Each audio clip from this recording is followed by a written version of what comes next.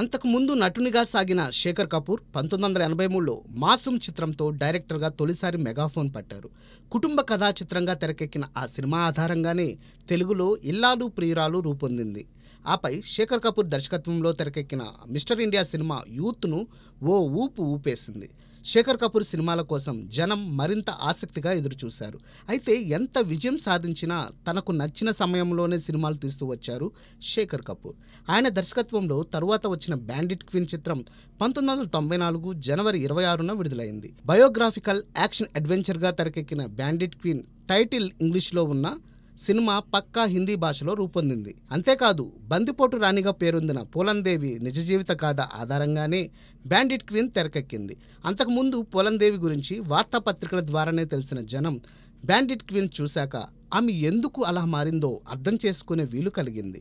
ఈ చిత్రాన్ని శేఖర్ కపూర్ సహజత్వం ఉట్టిపడేలా తెరకెక్కించారు. బందిపోటు రాణి పూలందేవి పాత్రలో నటి సీమా బిస్వాస్ జీవించారు.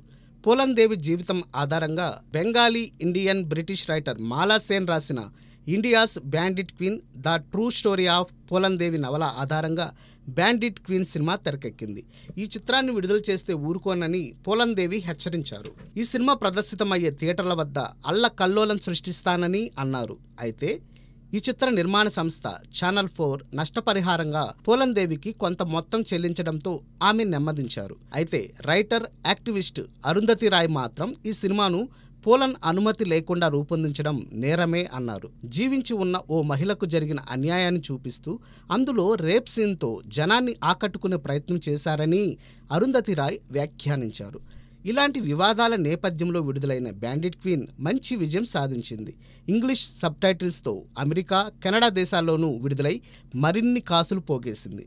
అలా పెట్టిన పెట్టుబడికి 6 లాభాలు చూసింది బ్యాండిట్ క్వీన్. ఈ చిత్రానికి పాకిస్తానీ సంగీత కళాకారుడు నస్రత్ ఫతే అలీఖాన్ స్వరకల్పన చేయడం విశేషం.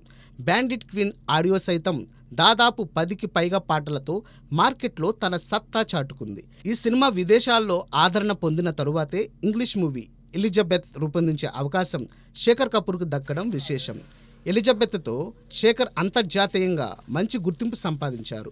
అలా బ్యాండిట్ క్వీన్ శేఖర్కు, సీమా బిస్వాస్కు మరపురాని చిత్రంగా నిలిచింది.